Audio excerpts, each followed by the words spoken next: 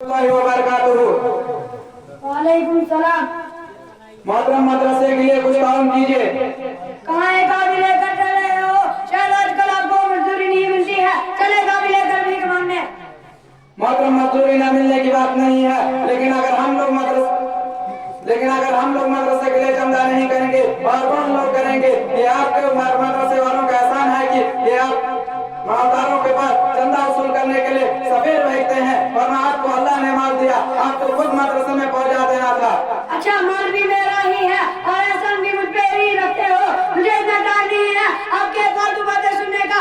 اگر یہ 10 روپے کل سے کہیں کام پہ جانا ہے، بھیک مانگنے چھوڑ دے۔ اچھا بھائی، اللہ تعالیٰ آپ کو جزاک اللہ، اللہ تعالیٰ آپ کے مال کو برکت دے۔ السلام علیکم ورحمۃ اللہ وبرکاتہ۔ وعلیکم السلام ورحمۃ اللہ وبرکاتہ۔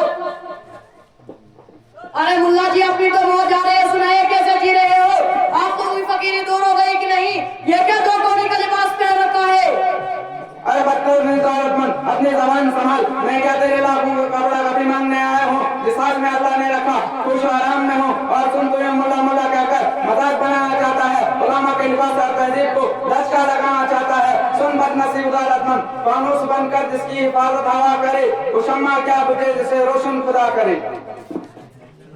وہ ملا جی کیا شاعری کرتے ہو؟ یوں تو رمضان کے مہینے میں ہم لوگوں سے بھیک مانگنے آتے تھے، آج بھی رمضان میں بھی آئے ہو، جب ہم لوگ ٹکے لیتے ہیں تو جھک جھک کر شکریہ ادا کرتے ہو۔ کیا میں کوئی غلط بات کہہ رہا ہوں؟ جو حقیقت ہے وہی بتا رہا ہوں۔ تم لوگ ہو ہی 2 کوڑی کے، تمہارے جیسے لوگوں سے ہماری انسلٹ ہوتی ہے۔ یہ جو یہ رسیدیں لے کر چلے بھیک مانگنے، نکل جاؤ، میرے پاس کچھ نہیں ہے۔ اچھا بھائی، اللہ تعالیٰ آپ کو ہدایت دے۔ افسوس افسوس افسوس۔ السلام علیکم ورحمۃ اللہ وبرکاتہ۔ وعلیکم السلام ورحمۃ اللہ وبرکاتہ۔ ارے بھائی، کیوں ڈانٹ رہے ہیں اس بھائی کو؟ اچھا، میں کیوں اسے ڈانٹ رہا ہوں؟ یہ میری مرضی ہے، شاید آپ بھی بھیک مانگنے آئے ہو۔ کیا گھر میں خرچہ ختم ہو گیا ہے؟ ارے بھائی، مجھے بہت افسوس ہو رہا ہے آپ کی جہالت پر۔ پہلے میں سمجھتا تھا کہ تم مغرور ہو، اور معلوم ہوا کہ آپ جاہل بھی ہو۔ تم نے اس بھائی کو جو رمضان کی بات کہی ہے، اس کا جواب یہ ہے کہ ہم اپنے لیے نہیں، مہمان رسول کے لیے مانگنے جاتے ہیں، اور جو کچھ بھی دیتے ہو وہ تمہاری بات کا نہیں، وہ تو اللہ کا حق ہے۔ اللہ سے دعا کرو کہ اللہ میری دولت میں کاج نہ پڑ جائے۔ تم نے کبھی دیکھا ہے غریبوں سے مانگتے ہوئے، بیواؤں سے مانگتے ہوئے؟ ہرگز نہیں، ہم صرف اس سے وصول کرتے ہیں جو صاحب حساب ہو، اور تم چندے کو ہنستے ہو۔ آج تمہیں آج سے 1400 سال پہلا کا واقعہ معلوم ہوتا کہ خود حضور صلی اللہ علیہ وسلم نے چندہ لیا تھا۔ اس واقعہ میں حضرت ابوبکر صدیق رضی اللہ تعالی عنہ، حضرت عمر رضی اللہ تعالی عنہ کا بھی ایک واقعہ دلچسپی پیش آیا۔ اگر تمہیں یہ ساری باتیں نہیں معلوم تو جاؤ جا کر ڈوب مرو۔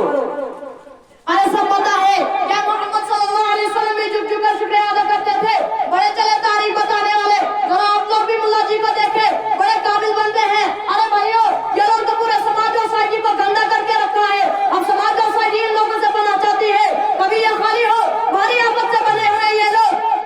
تم نے یہ جھک جھک کر شکریہ کرنے والی جو بات کہی ہے تو وہ چیز درجے میں سچ ہے کہ جاہل قسم کے مولویوں نے تم مالداروں کا شکریہ ادا کر کے تمہارا دماغ خراب کر دیا ہوگا۔ مجھے دیکھ، تو نے کبھی بھی مجھے جھکتا ہوا پایا ہے، اور یاد رکھ، جو لوگ واقعی ختمی دین ہوں گے وہ اخلاص ضرور پیش کریں گے، لیکن تمہارے سامنے جھکیں گے نہیں۔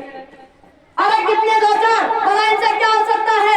اعتبار اکثر احتیاط سے ہوتا ہے۔ نہیں، تم جھوٹے ہو، اکثر ایسا نہ کرتے ہیں، اور نہ انشاءاللہ ایسا کریں گے۔ شاید تمہیں کمینی سوسائٹی معلوم نہیں کہ قرآن کیا کہتا ہے۔ حدیث پاک میں رسول پاک صلی اللہ علیہ وسلم نے ارشاد فرمایا، اللہ کا ارشاد ہے، انما یخشی اللہ من عباده العلماء۔ اللہ کا ارشاد ہے، فاسألوا اہل الذکر ان کنتم لا تعلمون۔ تیسری جگہ ارشاد ہے، وَإِن تَنَازَعْتُمْ فِي شَيْءٍ فَرُدُّوهُ إِلَى اللَّهِ وَالرَّسُولِ فِي أَمْرٍ مِنْكُمْ۔ شاید قرآن پاک سے پیٹ بھر گیا ہو، ذرا حدیث پاک سے پانی پی لے۔ رسول پاک صلی اللہ علیہ وسلم نے فرمایا، نبیوں کے وارث علماء ہیں، نبیوں نے علم دین کو وراثت میں چھوڑا ہے۔ دوسری جگہ رسول پاک صلی اللہ علیہ وسلم نے فرمایا، میں معلم العقل بھیجا گیا ہوں۔ صحابی کا یہ قول ہے کہ عالم دین کون کی وہ آنکھ ہے جسے وہ دیکھتے ہیں، عالم دین کون کے وہ پاؤں ہے جسے وہ چلتے ہیں، عالم دین کون کے وہ کان ہے جسے وہ سنتے ہیں، عالم دین کون کے وہ دل ہے جسے وہ صحیح غلط جائز ناجائز کی تمیز پاتے ہیں۔ اچھا، تو بڑا قابل ہے، تو ایک بات بتا، اسلام کی بنیاد کتنی چیزوں پر ہے؟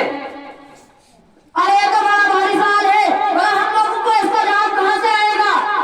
अब आया हूँ पहाड़ के नीचे, अब समझ आया हम इस 2 पैसों के कपड़े में कितना कुछ जानते हैं। सुनो, जब इबादत से टकराने की जरूरत पड़ी हम ही लोग सर पर कफन बांधकर मैदान में आए। याद करो तारीख, अंग्रेजों का मुकाबला करने के लिए शाह अब्दुल अजीज के शेखुल हिंद महमूद हसन देवबंदी, मौलाना कासिम नानोती और मौलाना आजाद मैदान में आए राजा रंजीत से टकराने के लिए।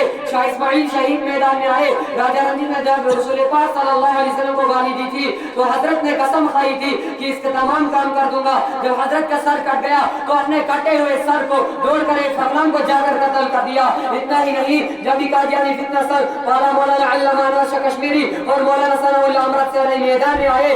इतना ही नहीं, आज उलमाए जमात से टकरा रहे हैं। अरे आप तो हमारे सवाल करते हो, भला हम लोगों को इसका जवाब कहां से आएगा? अल्लाह हम सबको तौफीक से नवाजे। ये आपके साथ कौन है? ये मेरा दोस्त अमेरिका में अच्छे बिजनेसमैन है, इनका नाम फयाज बादशाह है। अच्छा, क्या मैं इनसे भी एक सवाल पूछ सकता हूँ? जरूर, तो क्यों नहीं। अच्छा भाई साहब, आप ये बताइए गुस्ल में कितने फराइज हैं? अरे मुल्ला जी, मैं आप लोगों से बहुत तंग आ चुका हूँ। जब भी मुल्लों को देखता हूँ, कभी नमाज के बारे में, कभी ज़कात के बारे में, कभी गुस्ल के बारे में पूछते। अफसोस, कभी मेरे गाड़ी के बारे में पूछते या मेरे डॉलर के बारे में पूछते। बस आपको कोई काम नहीं है। अरे मुल्ला जी, क्या तुमने मुझे एकदम जायज समझ रखा है? क्या गुस्ल में 3 फराइज नहीं है? नंबर 1 गर्म पानी, नंबर 2 साबुनानी, नंबर 3 ऊपर से नीचे तक पानी। वाह बादशाह साहब वाह। अच्छा आप भी भाई साहब अपना नाम बताइए। मेरा नाम फयाज बादशाह है। अच्छा, क्या आप मुसलमान हैं? आप ये बताइए मुसलमान पर कितनी नमाजें फर्ज है? अरे मौलाना साहब, मैं तंग आ चुका हूँ। जब भी तुमसे मुलाकात होती तो कभी नमाज के बारे में तो कभी ज़कात के बारे में पूछते हो। आप लोगों को और कोई काम नहीं है तो नमाज लगा रखा है। अरे मौलाना साहब, मैं तो नमाज बड़ी पाबंदी से पढ़ता हूँ। सवाल का जवाब मेरे लिए कुछ भी नहीं है। नंबर 1 जुमा की नमाज, नंबर 2 ईद की नमाज, नंबर 3 बकरा ईद की नमाज।